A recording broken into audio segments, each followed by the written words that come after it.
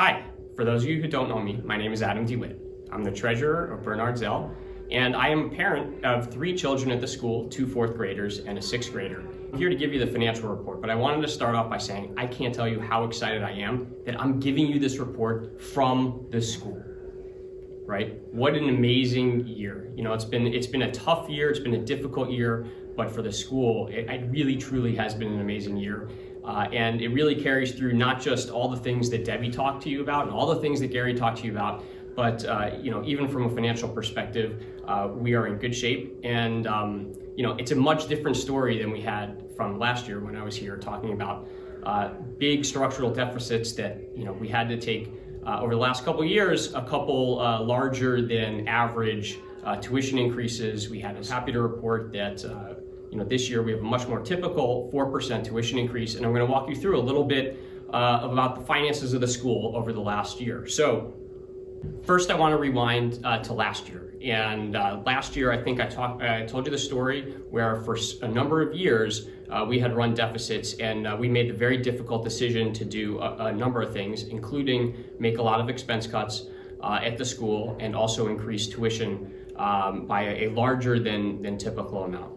And so for the first time in a number of years, we had put together a balanced budget with that higher level of tuition.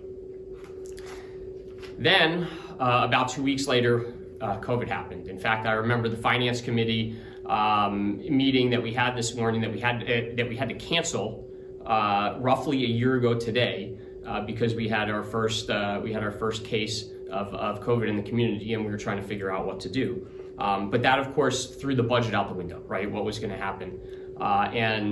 We obviously, I want to thank the administration for doing an unbelievable job of planning. At the outset, nobody knew what was going to happen, how much things were going to cost. We knew we were going to have to do remote learning. We didn't know how much that was going to cost. We knew we were going to have to spend money on PPE, possibly more teachers, more technology. And so, we were kind of all over the board in terms of trying to figure out how to balance expenses and revenue, and through additional philanthropy, through a PPP loan from the government, through extraordinary efforts by the administration to figure out, hey, how to spend money appropriately. We knew we were going to have to spend extra money, but how to spend money in the most efficient manner.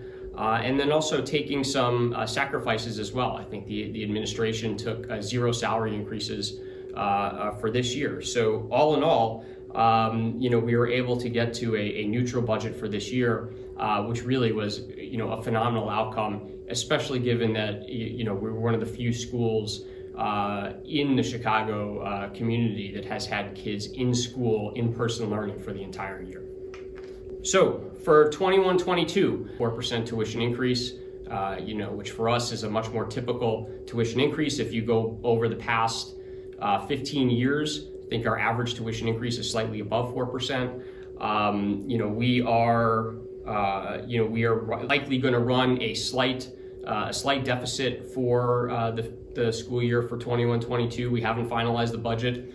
We are okay with the slight deficit, given we expected to spend a little bit more because of COVID costs, leaking into the coming year. And so we feel good about where we are. I think this slide does a good job of reminding folks that the model is pretty simple. We get most of our revenue from tuition, and we spend most of our money on instructional and student activities, whether it's teachers, benefits, or supplies and materials. Finally, as I said, I think this is a really good story overall from a financial perspective. We're making investments in the quality of education, and what's really heartening to me is we've been able to stay open, which in and of itself I think would have been a huge win for 2021 and 21-22. But at the same time, we're making additional investments over the next year, which I'm really excited about. One is we're taking a really close look at our teachers and making sure that we are putting together competitive pay and professional development pathways for our teachers, because having the best teachers means you have the best education. I think you've heard Gary and Debbie both mention diversity, equity, and inclusion. We are spending more on folks to help us with that, but then also programming, to help us as well. We are going to be filling 2 significant positions in the leadership level, a director of Jewish studies and the associate head of school. And we're also doing a bunch of programming and facilities enhancements over the next year. So I'm really excited as a parent. I'm really excited as the treasurer. Despite a very challenging year from a pandemic perspective, from a school perspective, I think we have a lot to be proud of and a lot to be excited about for the next year. Thank you.